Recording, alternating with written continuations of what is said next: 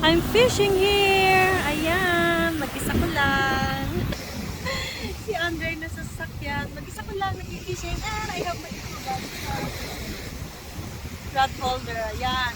Pinulot kong kahoy. Ayan, I made it. Ayan. Tingnan niyo naman ginawa ko. Ayan, guys.